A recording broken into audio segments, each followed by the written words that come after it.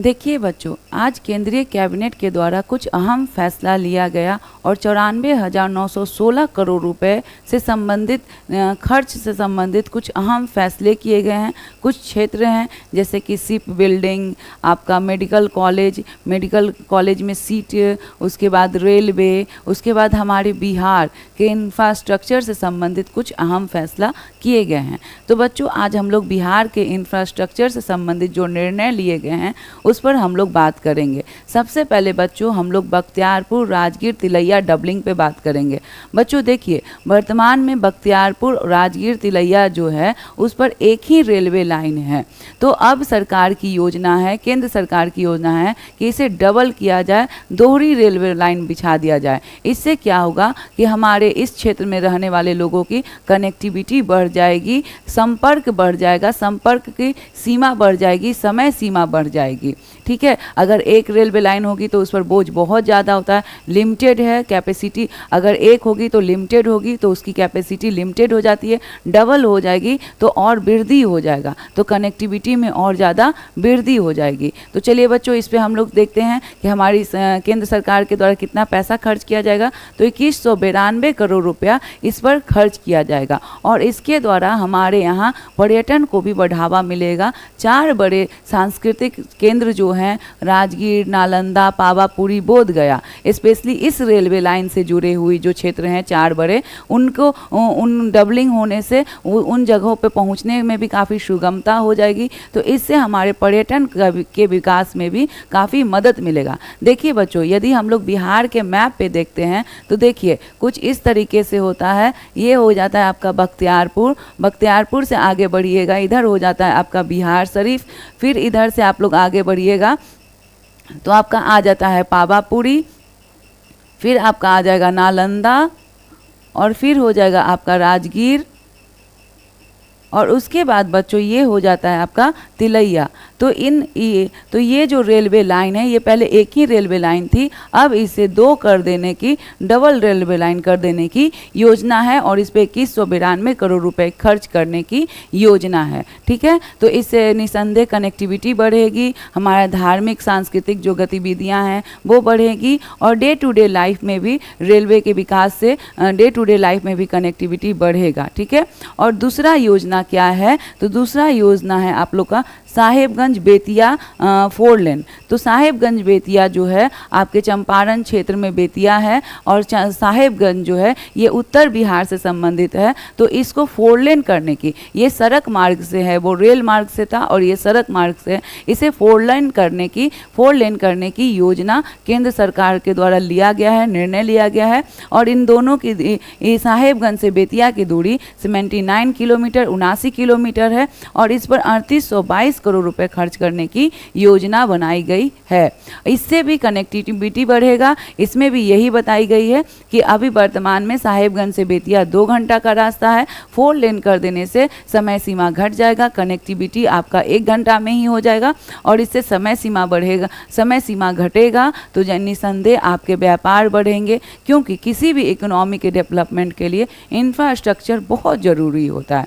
तो इस तरीके से अगर हम बिहार के संदर्भ में देखें तो ये 2 काफ़ी महत्वपूर्ण फैसला था। बिहार के लिए दिवाली ही दिवाली है।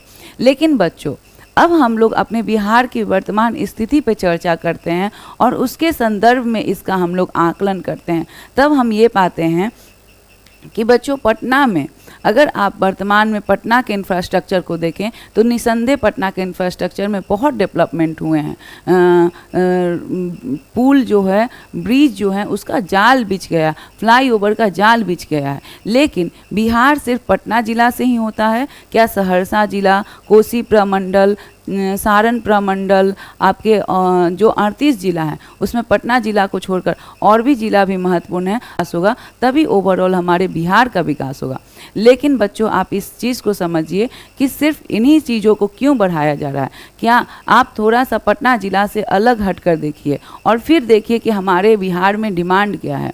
अगर आप कभी कोसी प्रमंडल में आते हैं तब आप देखिए कि हमारे यहाँ अभी भी कोसी में स्थिति क्या है। सहरसा कोसी का एक जिला है और अगर वहाँ पर आप लोग देखते हैं तो वहाँ पर भी आप लोग देखिए कि शहरों में अभी भी एक भी फ्लाईओवर नहीं है, जिसके कारण घंटों घंटों वहाँ पे ट्रैफिक जाम होता है, वहाँ पे लोग खड़े रहते हैं, उनका समय बर्बाद होता है। तो ये कैसी कनेक्टिविटी है? ये हमारा कैसा योजना है? क्या हमारे सरकार, हमारे राज्य सरकार, हमारे केंद्र सरकार, और ये सिर्फ सहरसा की नहीं, ये हमारे बिहार के पटना को छोड़कर अन्य बहुत सारे जिला जो हैं, जो जिला के मुख्य शहर हैं, वहाँ की ये स्थिति है। तो फिर आज वर्तमान समय में हम लोग 2025 में जब एआई की बात कर रहे हैं, तब भी आज हमारे बिहार में ये समस्या है कि आज भी स्थानीय भाषा में बोला जाता है कि ढाला बंद है। तो जब ढाला बंद होता है तो लोग रुक जाते हैं। तो ऐसी स्थिति क्यों है? क्या सिर्फ इन्हीं योजनाओं से हमारा बिहार विकास कर लेगा? क्या इन स्थानीय मुद्दों, स्थानीय समस्याओं से कुछ लेना देना नहीं है? देखिए, धरातल स्तर पे हमारी बिहार की जो समस्याएं हैं उस पर कार्य करने की ज़रूरत है। इसके अलावा बच्चों देखिए, आज के निर्णय में मेडिकल कॉलेज में भी सीटें बढ़ाई गई हैं। 5023 सीटें आपको एमबीबीएस में और 5000 सीटें आपकी पीजी में भी बढ़ाई गई हैं। और इन सभी में मेडिकल के इंफ्रास्ट्रक्चर में भी बेहतर करने की योजना ली गई है। इसके साथ ही सिप मैनेजमेंट में भी, सिप बिल्डिंग में भी बहुत अहम फैसला लिया गया है। हालांकि सिप एक बहुत बड़ी योजना है, तो इसके बारे में हम लोग नेक्स्ट वीडियो में बात करेंगे। अभी फ़िलहाल हम लोग बिहार पे बात कर रहे हैं। तो बच्चों, एक बात और मुझे आप लोगों से करना है कि वर्तमान समय में हमारे बिहार की स्थिति ऐसी है कि आज पूरी दुनिया एआई की बात कर रही है, और आज भी हमारे बिहार के बच्चे सिर्फ सरकारी नौकरी पर ही डिपेंडेंट हैं। मैं कॉम्पिटिटिव पढ़ाती हूँ, और जब मैं अपने बच्चों को पढ़ाती हूँ और जब उनमें अनिश्चितता की स्थिति देखती हूँ, तो ये हमारे बिहार की स्थिति है।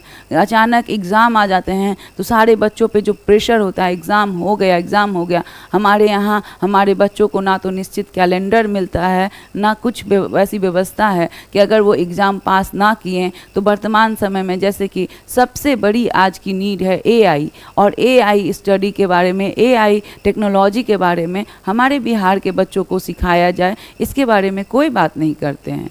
तो क्या हमारे बिहार के बच्चों के बारे में इन सभी चीज़ों पे चर्चा कब होगी? सिर्फ इनसे क्या हमारे बिहार का विकास हो जाएगा?